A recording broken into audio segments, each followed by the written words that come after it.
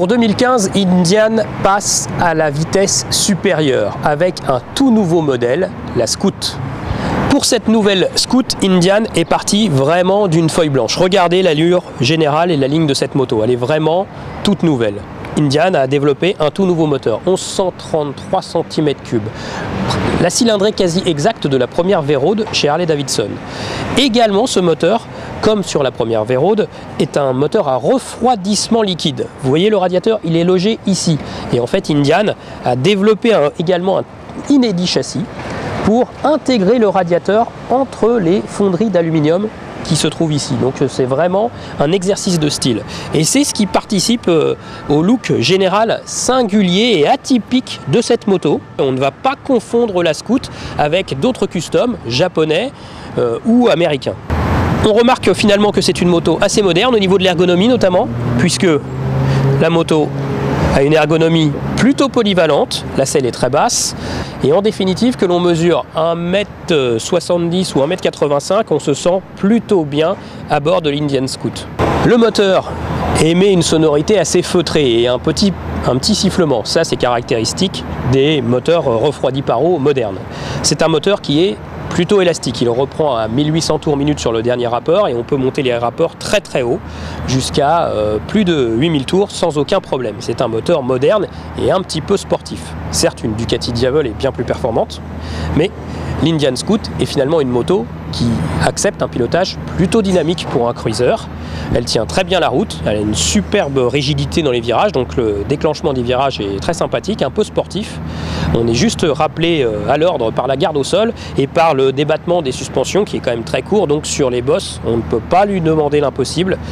Cette moto finira par rebondir, mais elle est dans tous les cas souvent très très saine. Le freinage aussi, équipé de l'ABS de série, donne entière satisfaction. Bref, c'est un cruiser moderne et qui est plutôt dynamique dans sa façon de conduire.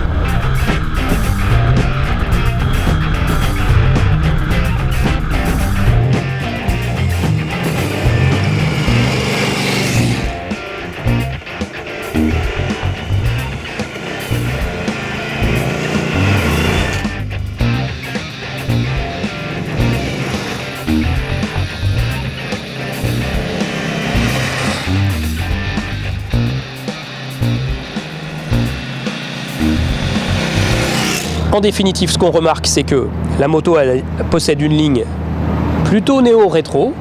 À la conduite, elle est plutôt moderne et performante. Et en cela, ça rappelle un peu la BMW R90, qui elle aussi possède une allure classique, de loin. Mais quand on s'en approche et quand on en prend les commandes, finalement, c'est une moto très moderne. Alors l'occasion était trop belle pour l'essai de cette nouvelle Indian Scout de ne pas la comparer à la Harley-Davidson 48, sorte de référence parmi les cruisers de 1200 cm3. On a deux motos à la philosophie vraiment très différente. L'Indian Scout, c'est quand même une moto moderne, c'est presque une néo-rétro, on a envie de dire, puisqu'elle cache sous une allure classique finalement des solutions techniques très modernes. La 48, c'est vraiment un éloge au passé. La moto est vraiment rétro de ligne, regardez les jantes à rayons, ce moteur à air clairement identifiable, tout petit réservoir comme à l'époque.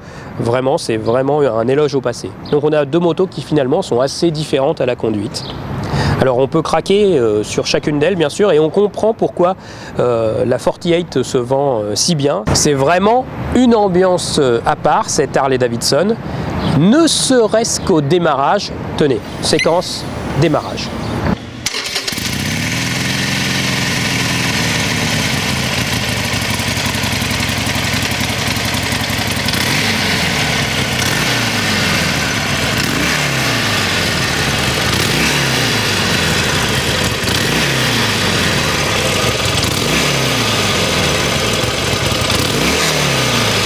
Une Harley-Davidson, ça vibre, ça bouge, ça fait du bruit, c'est caractéristique. Et rien que pour cela, on peut craquer pour une Harley-Davidson, rien que pour son démarrage si particulier.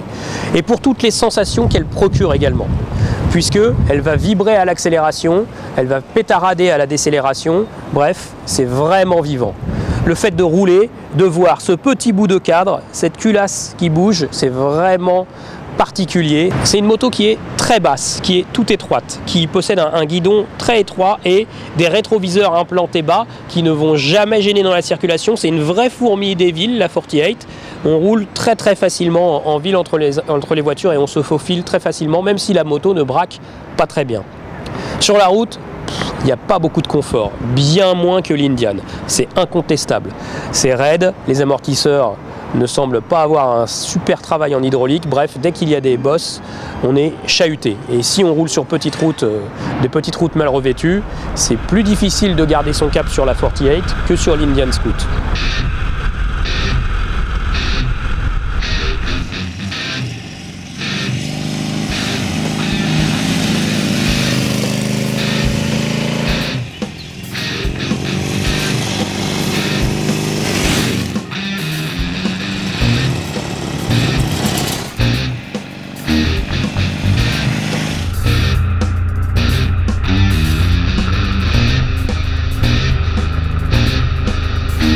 Côté moteur, la 48 n'est pas vraiment dépassée par rapport à l'Indian Scoot, puisque même si elle a moins d'allonge avec son moteur longue course, comme avant, elle possède quand même suffisamment de couple et un rapport poids-couple qui finalement lui est plutôt favorable. Et lors des reprises, elle n'est pas vraiment larguée par la Scoot. Simplement, à l'accélération, elle ne peut rivaliser, c'est sûr, puisque la Scoot approche des 100 chevaux. En revanche, c'est une moto qui est plutôt dynamique pour une Harley-Davidson, puisqu'elle peut bondir de virage en virage. Donc c'est vraiment très sympathique à conduire sur les petites routes. Bien sûr, il ne faut pas lui demander l'impossible parce que sa partie cycle est limitée, tout comme la garde au sol. Elle frotte vraiment vite cette moto, donc il ne faut pas trop insister. C'est une moto qui n'est pas confortable, qui n'est pas polyvalente, mais c'est une moto qui possède beaucoup de charme et on peut comprendre que les propriétaires de 48 restent accros, vraiment attachés à cette moto qui procure toujours plein de sensations dès son démarrage et dès les premiers kilomètres.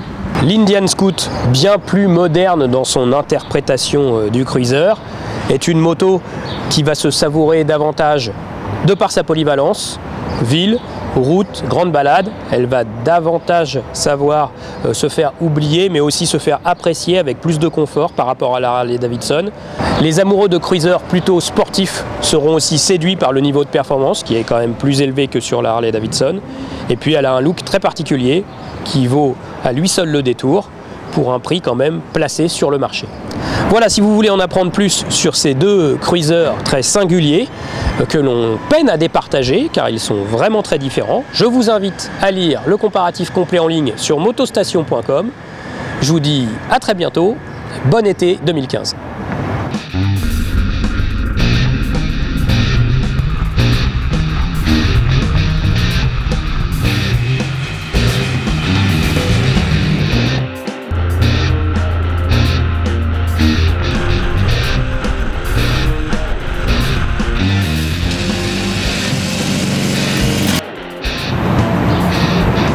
Toi, tu passes devant, toi.